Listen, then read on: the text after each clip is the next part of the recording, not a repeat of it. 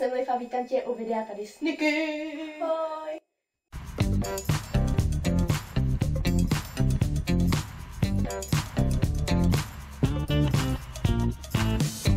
Nikče je moje kamarádka, se kterou jsme se potkali na ozdravném pobytu u moře. A protože je taky praštěná, tak by mohlo docela dobře dopadnout, když spolu natočíme nějaký video. Rozhodli jsme se pro jednu z partičky, která se jmenuje Reklamace. Jde o to, že já budu člověk, který reklamuje jednu věc, kterou si koupil v obchodě, ale nevím, co reklamuju. Niky bude představovat prodavače, který samozřejmě ví, co tento zákazník přišel reklamovat. Dobrý den. Dobrý den. Pamatujete si mě? Já jsem tady byla asi tak. Já vás nebudu pamatovat. Ne? Můžete si připomenout No. mi. Tak před půl rokem jsem tady tak nějak byla a potřebovala jsem koupit dárek. Jste mi i radila, že jsem nevěděla, kde ho mám hledat. Já u nás všechno najdete. Všechno.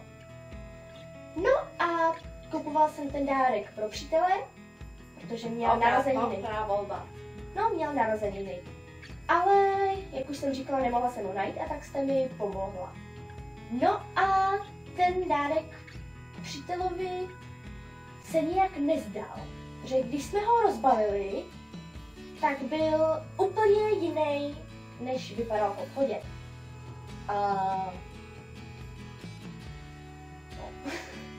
Aha. A jak bys tím zacházel předtím, než jste to tomu dala? No, jenom prostě jsem to zabalila, no. A pak, když to vlastně rozbalil, tak jsme byli všichni překvapení. Samozřejmě ještě tam bylo moje dvojče. Aha, No. A ta moje sestra, tak ta řekla, že ví, co s tím. Tak to vyndala. Ano. A položila to nejdřív na stůl, ať se na to všichni podíváme. To by vzácná věc dneska určitě.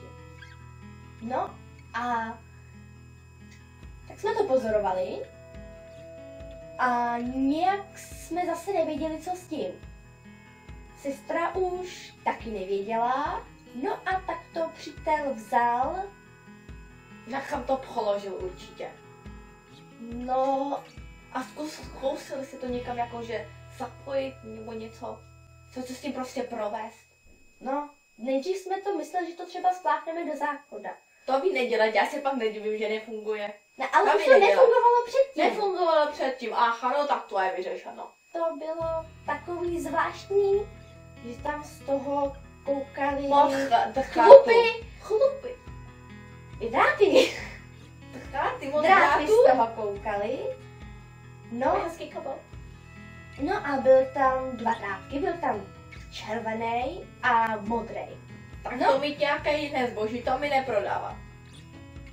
Aha, tak to bude teda chyba v těch drátcích. To bude chyba v drácích. Takže jste nám prodali vadný zboží. To mi ne, to nám dodavatele.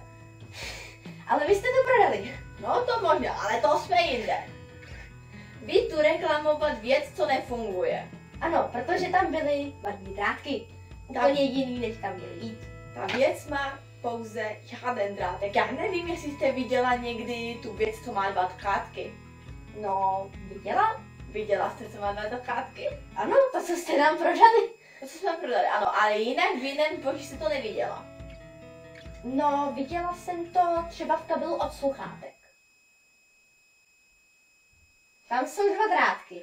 Ano, tak se to vyřešila, ano. Takže pro přítele jste koupila sluchátka.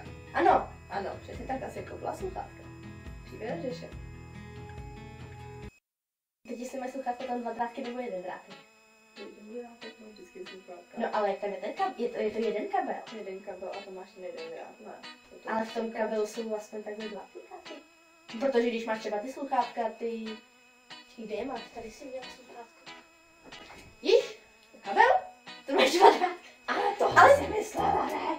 Tady máš ten drátek jeden. Ale to není drátek, to je jack. No to je jedno, ale máš tady ten jeden drátek. A to ne? jsou Pryč dva? to vede.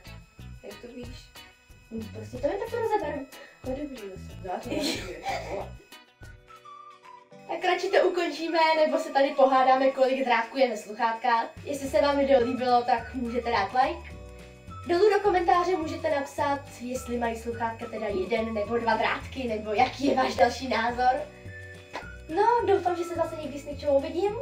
Tak, čau zase někdy příště.